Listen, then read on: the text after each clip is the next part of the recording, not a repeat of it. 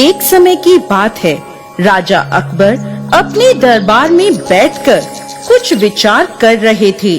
तभी अचानक उन्हें ख्याल आया कि उनकी दाढ़ी और बाल काफी बढ़ गए हैं। इस ख्याल के आते ही उन्होंने अपने दरबारी को बुलाकर नाई को फौरन हाजिर होने का संदेश भिजवाया।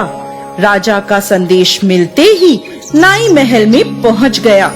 महल पहुंचकर नाई राजा की हजामत बना ही रहा था कि कहीं से एक कौवा वहां आकर बैठ जाता है और काव काव करने लगता है। राजा अकबर नाई से पूछते हैं, ये कौवा काव काव क्यों कर रहा है? इस पर नाई जवाब देता है, महाराज, ये आपके पूर्वजों का हालचाल बताने आया है। नाई के इतना कहते ही राजा अकबर आश्चर्य से पूछते हैं, तो बताओ फिर ये कौवा मेरे पूर्वजों के बारे में क्या बता रहा है?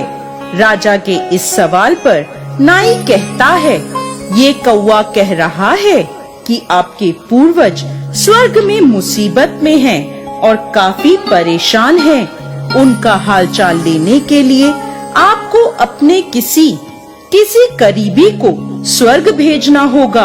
नाई की यह बात सुनकर राजा अकबर और भी हैरान हो जाते हैं। राजा अकबर आश्चर्य से नाई से पूछते हैं, आखिर किसी इंसान को जिंदा स्वर्ग में कैसे भेजा जा सकता है? राजा के इस सवाल पर नाई जवाब देता है, महाराज, मेरी नजर में एक पुरोहित हैं जो इस काम को अंजाम दे सकते हैं। बस आप इस काम के लिए अपने किसी करीबी को स्वर्ग जाने के लिए राजी कर लीजिए। नाई के इस आश्वासन पर राजा अकबर तैयार हो जाते हैं और दरबार में अपने सभी करीबी दरबारियों को बुलवाते हैं। राजा के आदेश पर सभी करीबी दरबारी राजा अकबर के सामने हाजिर हो जाते हैं। सभी दरबारी राजा से अचानक बुलाने की वजह पूछते हैं। इस पर राजा उन्हें नाई के साथ हुई सारी बात सुनाता है। राजा की बात सुनकर सभी दरबारी एक मत में बीरबल का नाम आगे रखते हैं। दरबारी कहते हैं, महाराज, स्वर्ग जाकर पूर्वजों का हालचाल लेने के लिए बीरबल से उचित व्यक्ति और कोई नहीं हो सकता, क्योंकि बीरबल हम सब में सबसे ज्यादा बुद्धिमान और चतुर है।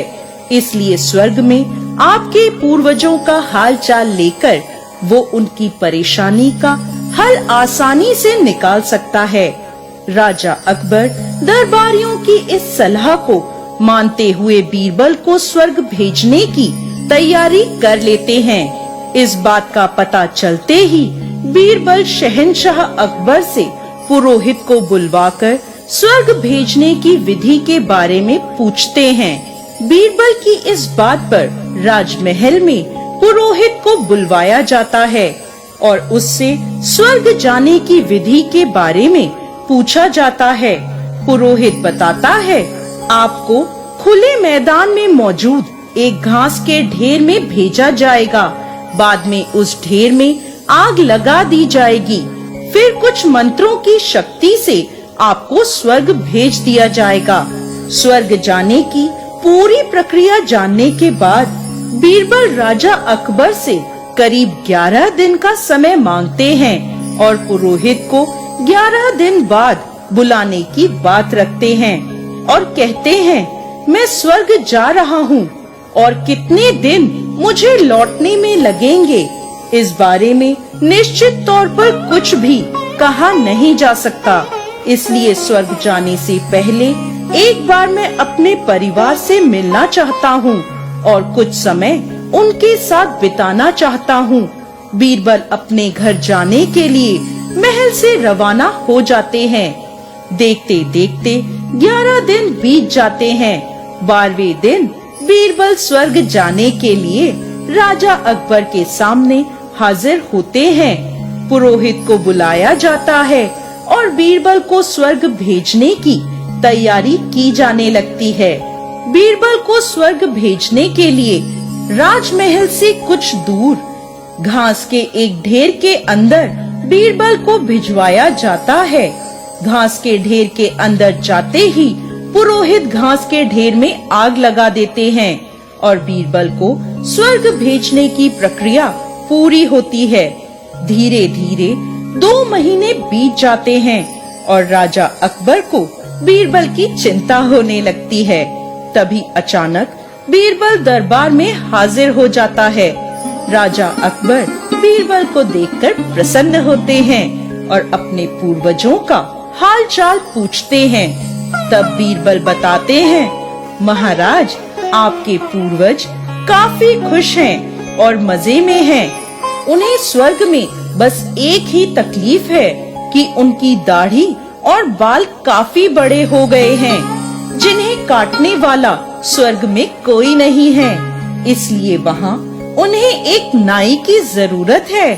बीरबल कहते हैं, ऐसे में हमें आपके पूर्वजों के लिए एक अच्छे नाई को स्वर्ग भेजने की तैयारी करनी चाहिए।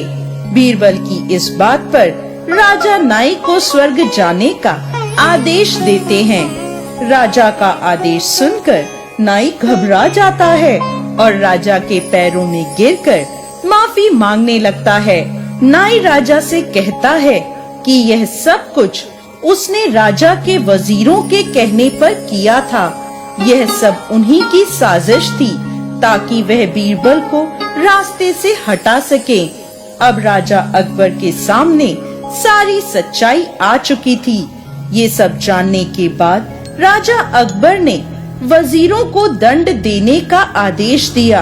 अंत में राजा अकबर बीरबल से पूछते हैं, तुम्हें इस सच्चाई का पता कैसे चला और तुम घास के ढेर में आग लगने के बाद जिंदा कैसे बच गए? तब बीरबल जवाब देते हैं, महाराज, आग के ढेर में जाने की बात सुनकर मुझे इस साजिश का अंदाजा हो गया था। इसी वजह से मैंने 11 दिनों का समय मांगा था। उन 11 दिनों में मैंने उस घास के ढेर वाले स्थान के नीचे से अपने घर तक एक सुरंग बनवा दी थी। उस सुरंग के जरिए मैं वहाँ से बचकर निकल पाया। बीरबल की पूरी बात सुनकर राजा अकबर बहुत प्रसन्न हुए और बोले, वाह बीरबल वाह, यह काम केवल तुम ही कर सकते हो। दोस्तों, सूझबूझ से व्यक्ति अपनी बड़ी से बड़ी परेशानी का हल आसानी से निकाल सकता है। तो दोस्तों, कैसी लगी आपको हमारी आज की ये कहानी? हमें कमेंट बॉक्स में लिखकर जरूर भेजें। आगे भी ऐसी ही रोचक कहानियों के लिए वीडियो को लाइक करें और चैनल को सब्सक्राइब जरूर करें।